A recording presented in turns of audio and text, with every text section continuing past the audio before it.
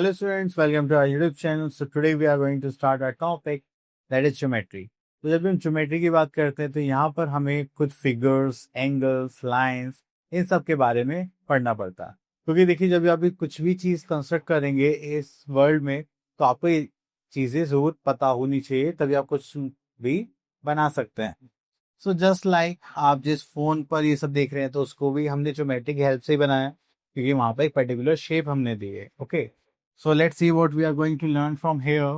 That is line segment, simple closed figures, polygons, circle, recalling basic geometrical terms, angles, construction of angles using protractor, types of angles, and circle.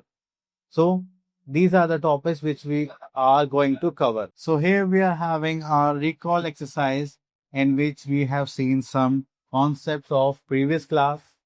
So here we are having fill in the blanks. That is, the diameter of a circle is dash its radius. So that is twice its radius. So you will do the rest of the part. Now come to our next topic. Okay, so here we are having recalling basic geometrical terms just like point. So the first we are having a point. A point has a position but no length. So it tells us the location and is named with a capital letter. For example, point A is denoted as this. So जब भी हम कोई भी एक location mark करने के लिए करते हैं, आपने भी देखा होगा गूगल मैप पर वो सिर्फ एक सिंपल ऐसे पॉइंट यूज करते हैं, है ना। So next we are having line. Given any 2 points in a straight line which can be drawn passing through them, the straight line extends definitely in both directions and is of indefinite length. A line has no end point. Okay, so जैसे हमारे पास ये line है, इसमें दोनों side कोई भी and point नहीं है, तो इसको हम क्या बोलते हैं, लाइन। ये जो आप देख रहे हैं, आप इसको कभी भी मेजर नहीं कर सकते, बस आप एक इमेज लेते हैं कि हाँ ये लाइन है, क्योंकि इसकी कोई फिक्स लेंथ नहीं होती। Next is line segment. A line segment is a part of a straight line having two endpoints that cannot be extended in any direction. So अगर हम यहाँ पर देखें तो हमने यहाँ पर 2 पॉइंट्स ली और यहाँ पर एक लाइन सेगमेंट ड्रॉ कर दी, ठीक है। अब तो इसकी क्या हो गई, लाइन सेगमेंट की fix length. Okay, next we are having ray. A line segment extended endlessly in one direction only is called a ray. तो यहाँ पर हमारे पास पॉइंट ए है और यहाँ पर एक एरो है, ठीक है। तो ये हो जाएगा हमारा point A B. So next is a ray has only one end point, it is represented as. तो अगर आपको रिप्रेजेंट करना है तो आपको ऐसे एरो फॉर्म करना पड़ेगा। अगर आपको लाइन सेगमेंट रिप्रेजेंट करने तो आपको एक बार फॉर्म करना पड़ेगा। और अगर आपको लाइन सेगमेंट लाइन शो करना है तो आपको ऐसे बार के दोनों एंड पर एक एरोस लगानी होंगे। ओके, चलिए next we are having angles. तो एंगल्स की बात करें, जब भी हमारी टू रेज एक इनिशियल पॉइंट से ज्वाइन होती है तो वो क्या बनाते हैं, angle. So it starts from a point and goes on endlessly in one direction. When two rays have a common starting point, they form an angle. तो हमने देखा एक O पॉइंट से यहाँ पर एक आर्म फॉर्म हो रही है और एक यहाँ पर आर्म फॉर्म हो रही है, ठीक है। The point where the rays intersect is called the vertex of an angle. Then both the rays are called the sides of the angle. तो जो rays हैं हम उसको क्या बोलते हैं, sides. Okay. Next, we are having an angle symbol. Is a symbol used to denote an angle. The angle formed at vertex O is denoted by angle O or angle AOB. Next, similarly, the angle formed at vertex Q is denoted by angle Q, and this is angle PQR. तो आप इसको यहाँ पर angle Q भी बोल सकते हैं और अगर नेम है आप PQR भी लिख सकते हैं। बस कंडीशन ये होनी चाहिए जो एंगल है, जो वर्टेक्स है हमारी, वो सेंटर में आनी चाहिए। Okay, when we talk about measuring angles, so यहाँ पर आता है हमारे पास the angle formed by two rays और line segment is measured in degree. What is degree? तो आप ये छोटा सा जो जीरो फॉर्म देखते हैं नंबर्स के ऊपर, वो होता है हमारा डिग्री। ओके, सो अगर आप यहाँ पर देखेंगे, so here we are having a protractor is used to measure angles. It has two scales, an inner scale and the outer scale. तो अब यहाँ पर देखते हैं, the protector has a baseline with 0 marked at the bottom ends. It is marked into equal divisions from 0 to 180. तो आप देखेंगे यहाँ पर हमारे पास एक बेस लाइन है जिसको हम बेस लाइन बोलते हैं. यहाँ पर एक सेंटर पॉइंट है जो हमारा मिड पॉइंट होता है. अब यहाँ पे two scale, scale 1 outer side mark हुआ है 0 to 180. स्केल 2 ये इनर साइड मार्क हुआ है 0 to 180. ठीक है. चलिए, अगर आपको एंगल मेजर करना होता है तो अगर राइट हैंड साइड पे एंगल फॉर्म हो रहा है तो हम यहाँ पे इनर स्केल को यूज करेंगे, और अगर लेफ्ट हैंड साइड पे एंगल फॉर्म होता तो हम आउटर साइड को यूज करते हैं. सो बस आपको क्या करना है, जो भी एंगल हमने बना रखा है उसको सेंटर पॉइंट पर रखना है, और एक जो रे है वो हमारी कहाँ पर रहेगी, बेस लाइन पर रहेगी. उसके बाद हम इसको ऐसे यहाँ से मेजर करेंगे, तो that is 50 degree are angle. Okay, construction of angles using protractor, तो वो तो बहुत इजी है.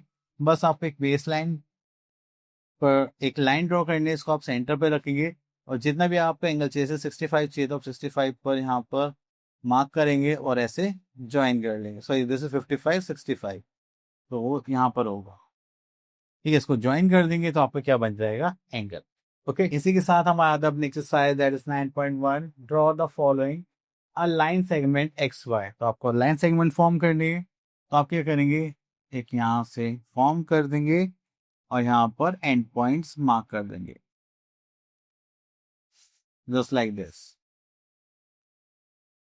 ठीक है, और यहाँ पे नेमिंग कर देंगे हम x and this is y. So now come to question number B.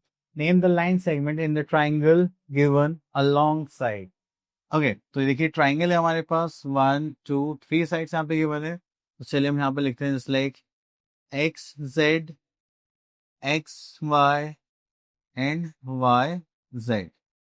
Okay, चलिए उसके बाद आगे चलते हैं. See look at the angles given below and fill in the blanks. तो यहाँ पर देखेंगे जो एंगल है वो हमारा कौन सा फॉर्म होगा, दिस वन एंगल डी, और आप इसको ऐसे भी लिख सकते हैं C D E. Okay, then we are having vertex D part, and arms की बात करेंगे, एक हो गया डी ई एंड एक हो गया डी सी. ओके, चलिए now we are having question number D. Measure these angles with a protractor and fill in the blanks.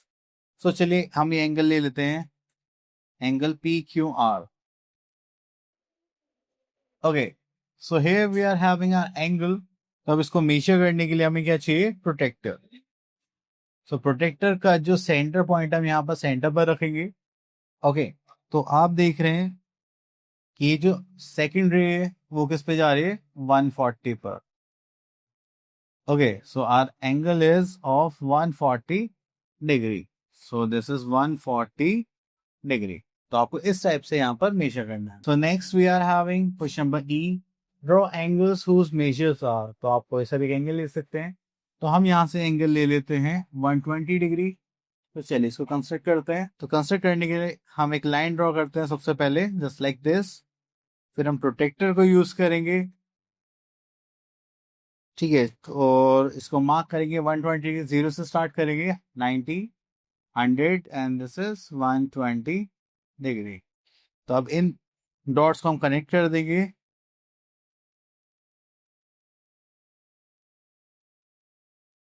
Just like this. तो ये हो गया हमारा एंगल. हम यहाँ पे नेम देते हैं A O and this is B.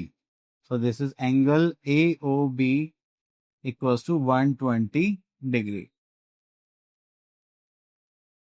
Okay, तो इस टाइप से आप अपने एंगल्स को फॉर्म करेंगे. तो now we are having that is types of angles. So types of angles की बात करेंगे तो यहाँ पर आता है हमारे पास सबसे पहले जीरो एंगल, जिसमें आपका कोई भी एंगल नहीं होगा, उसमें कोई भी मेजरमेंट नहीं होती. तो that is angle A B C is 0 degree. Next we are having acute angle. So acute angle वो एंगल होता है जिनका मेजर जो होता है 0 से 90 के बीच में होता है. Okay, they are always less than 90 degree. So these are acute angles. Right angle and angle whose measure is 90 degree. जो आपको 90 डिग्री का दिखाई देगा. Okay, next here we are having obtuse angle. An angle measures between 90 and 180 degree is called obtuse angle. तो आपने देखा यहाँ पर, ये हमारा ऑब्ट्यूज एंगल हो गया। Straight angle is of 180 degree, जैसे स्ट्रेट लाइन इस पर कोई भी एंगल फॉर्म हो रहा है। Okay, next we are having complete angle. तो हम यहाँ से लेंगे, इसको यहाँ से फिनिश कर देंगे, तो ये पूरा एक कंप्लीट एंगल बनता है ऑफ 360 डिग्री। सो इसी के साथ हम आ गए अपनी एक्सरसाइज पर, दैट इज 9.2। एंड यहाँ पर हमें एंगल्स क्लासीफाई करने के लिए बोले गए। सो अगर हम देखिए 25 डिग्री, तो हमारा कौन सा एंगल हो गया, that is acute angle. Okay, अगर हम इस थर्ड पार्ट पे देखें तो 130 है, so this is are obtuse angle, क्योंकि 90 डिग्री से बड़ा है और 180 डिग्री से छोटा है।